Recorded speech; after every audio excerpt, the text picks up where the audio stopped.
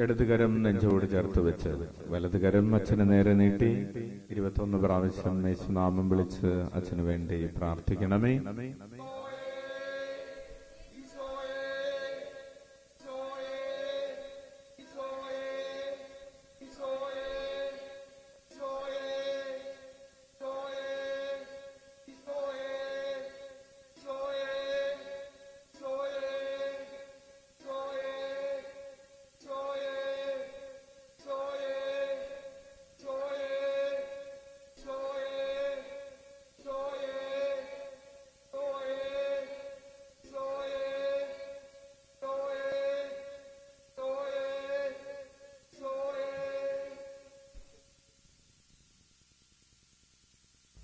മർക്കോസ് എഴുതിയ വിശുദ്ധ സുവിശേഷത്തിൽ നിന്ന് 4-ാം അധ്യായം 21 മുതലുള്ള തിരുവചനങ്ങൾ. ദീപം മറച്ചു വയ്ക്കരുത്. അവൻ അവരോട് പറഞ്ഞു, വിളക്ക് കൊണ്ടുവരുന്നത് പറയുടെ കീഴിലോ കട്ടിലിന്റെ അടിയിലോ വയ്ക്കാനാണോ? പീഠത്തിന്മേൽ വയ്ക്കാനല്ലേ? വെളിപ്പെടുത്തപ്പെടാതെ മറഞ്ഞിരിക്കുന്ന ഒന്നുമില്ല. വെളിച്ചത്ത് വരാതെ രഹസ്യമായിരിക്കുന്നതും ഒന്നുമില്ല. കേൾക്കാൻ ചെവിയുള്ളവൻ കേൾക്കട്ടെ. അവൻ പറഞ്ഞു, നിങ്ങൾ ശ്രദ്ധിച്ച് കേൾക്കുവിൻ. നിങ്ങൾ അളക്കുന്ന അളവിൽ തന്നെ നിങ്ങൾക്കും അളന്നു കിട്ടും, കൂടുതലും ലഭിക്കും. ഉള്ളവന് നൽകപ്പെടും, ഇല്ലാത്തവനിൽ നിന്ന് ഉള്ളതുപോലും എടുക്കപ്പെടും. കർത്താവിന്റെ സുവിശേഷം. നമുക്ക് ഇരിക്കാം. പ്രിയപ്പെട്ടവരെ, ഇന്ന് ജനുവരി മാസം 29-ാം തീയതി, ഈ ബുധനാഴ്ച രാത്രിയിൽ നമ്മൾ ഈശോയുടെ ചുറ്റുമിരിക്കുമ്പോൾ ഈശോ വെളിച്ചത്തെ കുറിച്ചാണ് പറയുന്നത്, വിളക്കിനെ കുറിച്ചാണ് നമ്മെ ഓർമ്മിപ്പിക്കുന്നത്. ഈശോ പറയുകയാണ്, നിങ്ങളുടെ വിളക്ക് എന്ന് പറഞ്ഞാണ് ഈശോ ആരംഭിക്കുന്നത്. നമുക്ക് ഒരു വിളക്കുണ്ട്. ഏതാണ് ആ വിളക്ക്? നമുക്കുള്ള വിളക്ക് എന്ന് പറയുന്നത് വിശ്വാസമാകുന്ന വിളക്കാണ്, അല്ലെങ്കിൽ ക്രിസ്തു ആകുന്ന വിളക്കാണ്. ക്രിസ്തു ഒരു വിളക്കാണ്, വിശ്വാസം ഒരു വിളക്കാണ്, പ്രത്യാശ ഒരു വിളക്കാണ്, സ്നേഹം ഒരു വിളക്കാണ്, വചനം വിളക്കാണ്, പ്രാർത്ഥന വിളക്കാണ്. നിങ്ങളുടെ കയ്യിൽ വിളക്കുണ്ട്. പരസ്നേഹം ഒരു വിളക്കാണ്, ആത്മാവിന്റെ വരങ്ങൾ വിളക്കുകളാണ്. അപ്പോൾ നമ്മൾ ആരാണ്? കയ്യിൽ വിളക്കുകളുള്ളവരാണ്. എല്ലാറ്റിനുമുപരി ഇതിനെല്ലാം കൂടി ചേർത്ത് വെച്ചാണ് നമ്മൾ പറയുന്നത് ക്രിസ്തുവാകുന്ന വിളക്ക്.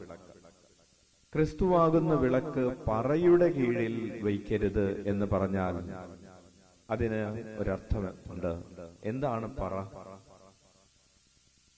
നമ്മൾ പറ ഉപയോഗിക്കുന്നത് എന്തിനു വേണ്ടിയാണ്? അളക്കാനാണ് പറ ഉപയോഗിക്കുന്നത്. എന്തളക്കാൻ? നെല്ലളക്കാൻ. വളരെ കൃത്യമാണ്, കൈയടിച്ച് നന്ദി പറയും. നെല്ലളക്കാൻ വേണ്ടിയാണ് പറ ഉപയോഗിക്കുന്നത്. അപ്പോൾ പറ എന്തിന്റെ പ്രതീകമാണ്? പറ ഈ ഭക്ഷണത്തിന്റെ ഒരു പ്രതീകമാണ്, അല്ലേ?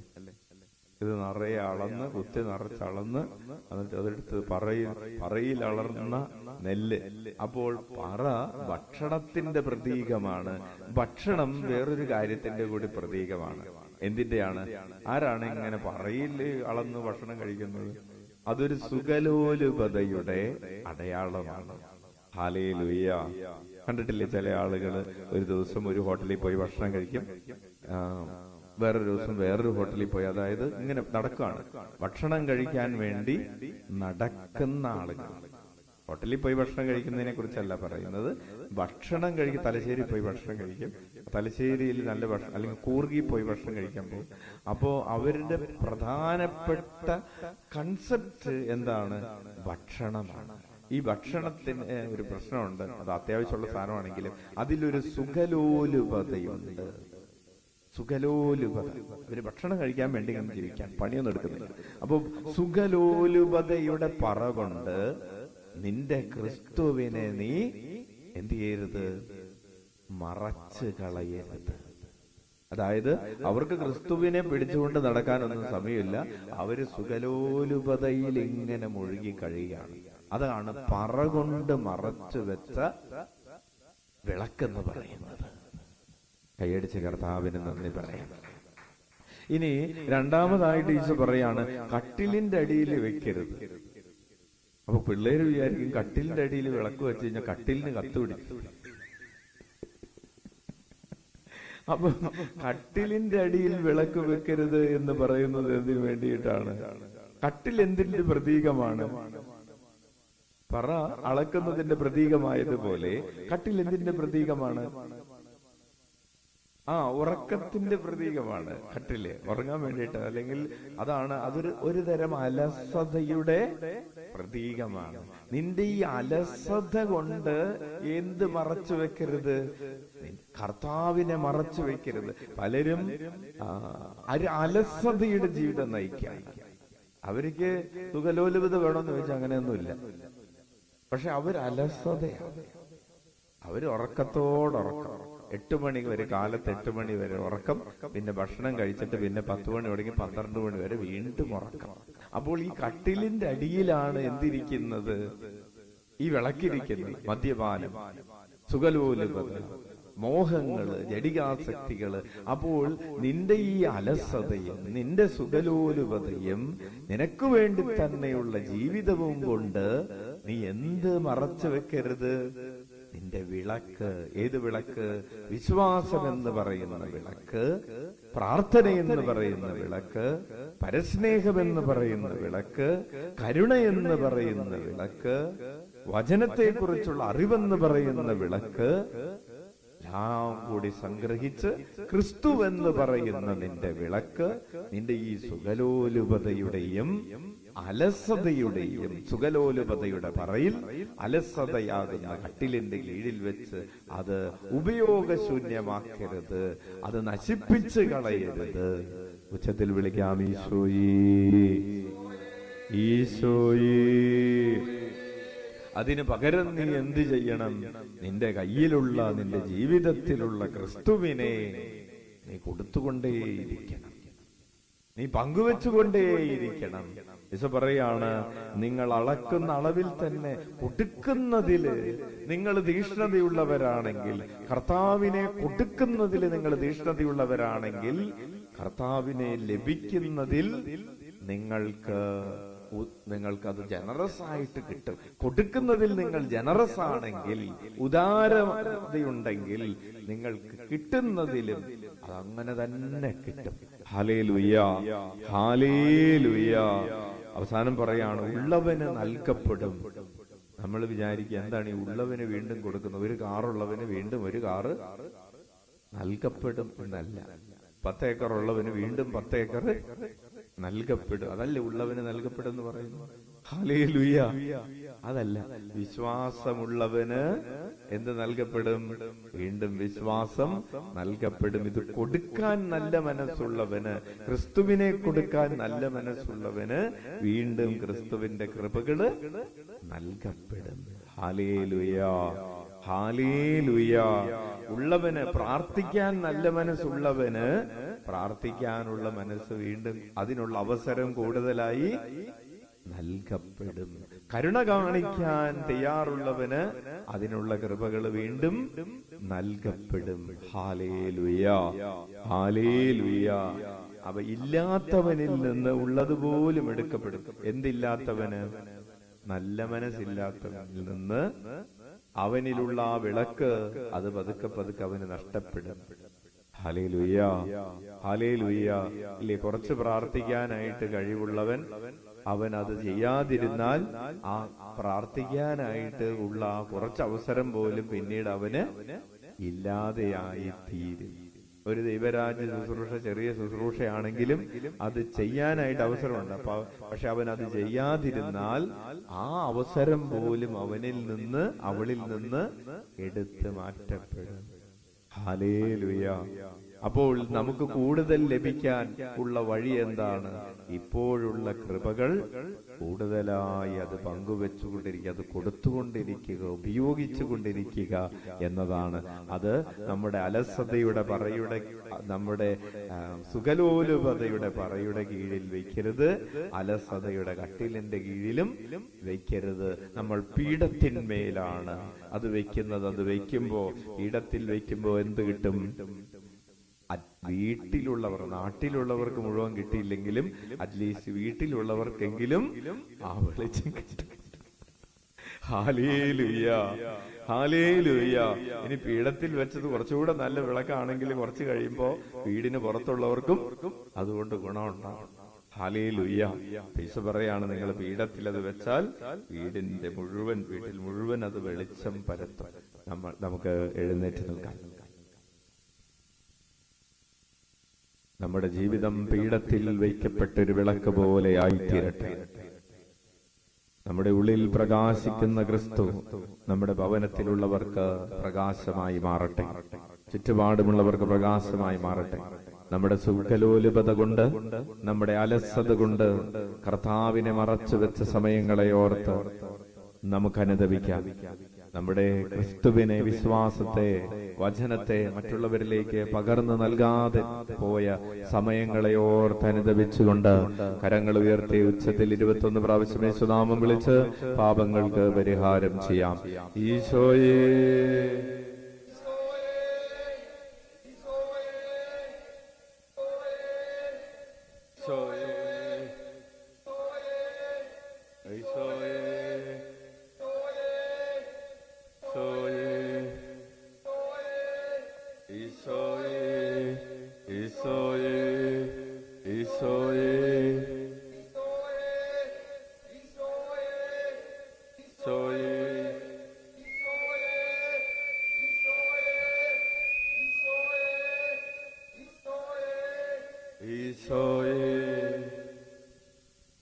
കർത്താവ് നമുക്ക് നൽകിയ എല്ലാ അനുഗ്രഹങ്ങളും, പ്രത്യേകിച്ച് കർത്താവ് നമുക്ക് നമ്മുടെ ജീവിതത്തിൽ ക്രിസ്തുവാകുന്ന പ്രകാശം, വിശ്വാസമാകുന്ന വിളക്ക്, പ്രത്യാശയാകുന്ന വിളക്ക്, പ്രാർത്ഥനയാകുന്ന വിളക്ക്, ദൈവസ്നേഹവും പരസ്നേഹവുമാകുന്ന വിളക്കുകളൊക്കെ, പരിശുദ്ധാത്മാവിന്റെ വരങ്ങളും ദാനങ്ങളും ഫലങ്ങളുമാകുന്ന വിളക്കുകൾ കർത്താവ് നമുക്ക് നൽകിയിട്ടുള്ളതിനെ ഓർത്ത് നമുക്ക് കരങ്ങൾ ഉയർത്തി സ്തുതിച്ച് നന്ദി പറയാം. Hallelujah, hallelujah, hallelujah, hallelujah, hallelujah, hallelujah, ഹല്ലേലൂയ. സ്തുതിക്കുന്നു, ആരാധിക്കുന്നു.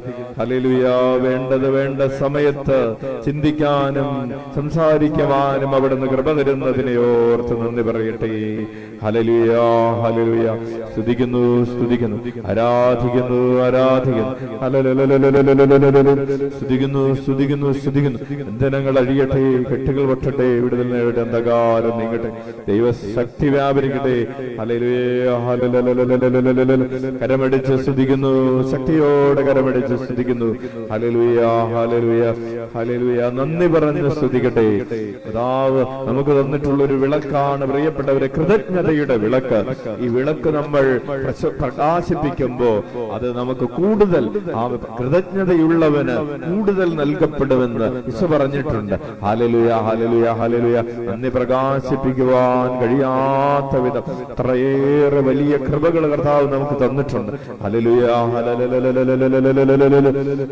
സ്തുതിക്കുന്നു, സ്തുതിക്കുന്നു, സ്തുതിക്കുന്നു. കർത്താവേ, നീ ഞങ്ങൾക്ക് തന്ന അനുഗ്രഹങ്ങൾക്ക് ഞങ്ങൾ എങ്ങനെ നന്ദി പ്രകാശിപ്പിക്കും.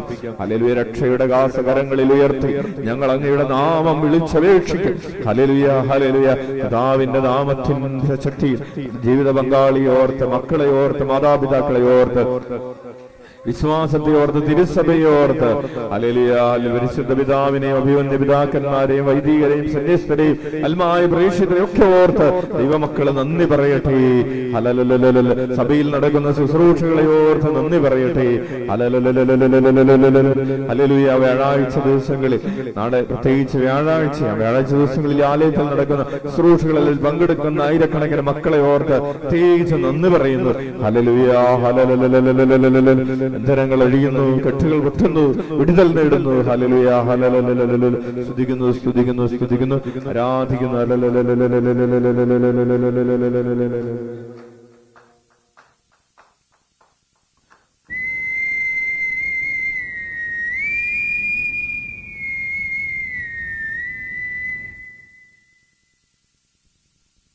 നമുക്ക് കരങ്ങൾ ഉയർത്തി നമ്മുടെ 7 നിയോഗങ്ങൾ സമർപ്പിച്ച് 21 പ്രാവശ്യം യേശുനാമം വിളിച്ച് പ്രാർത്ഥിക്കാം. ഈശോയേ,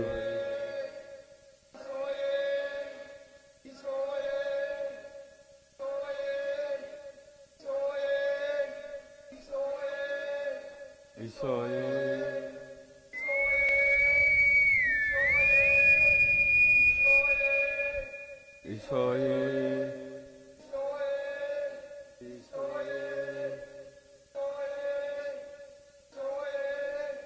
ഈശോയേ,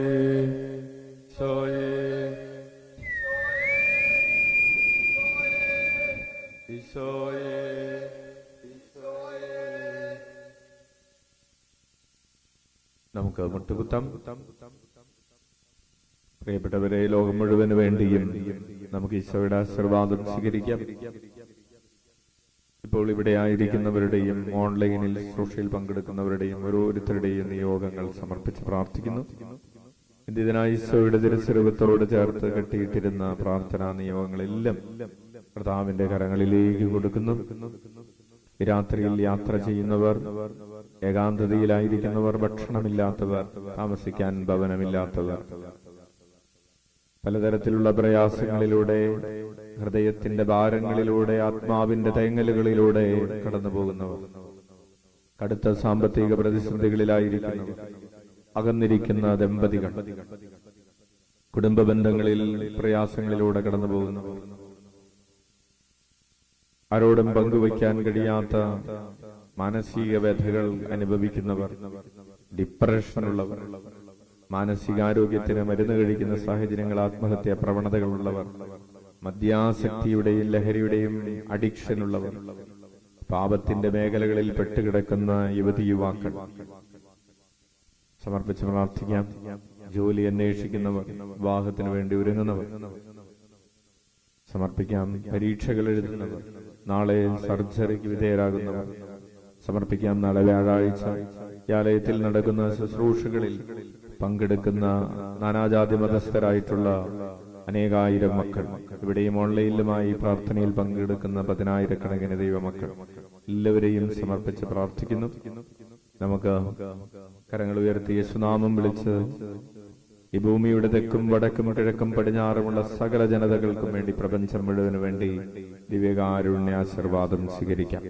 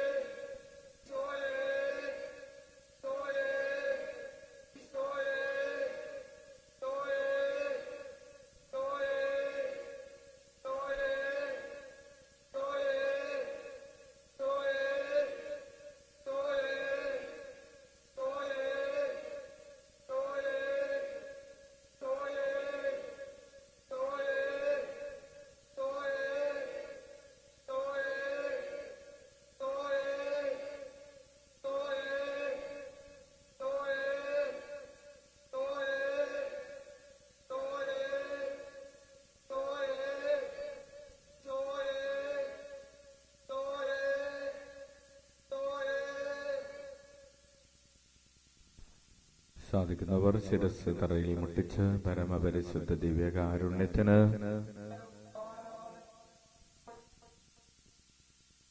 ഞങ്ങളെ പീഠത്തിൽ വച്ച വിളക്കുകളാക്കി മാറ്റുന്ന പരമപരിശുദ്ധ ദിവ്യകാരുണ്യത്തിന് ചുറ്റുപാടുമുള്ളവർക്ക് ക്രിസ്തുവിന്റെ പ്രകാശം നൽകാൻ കഴിയുന്ന വിളക്കാക്കി ഞങ്ങളെ മാറ്റുന്ന, ഞങ്ങളെ വളർത്തുന്ന പരമപരിശുദ്ധ ദിവ്യകാരുണ്യത്തിന്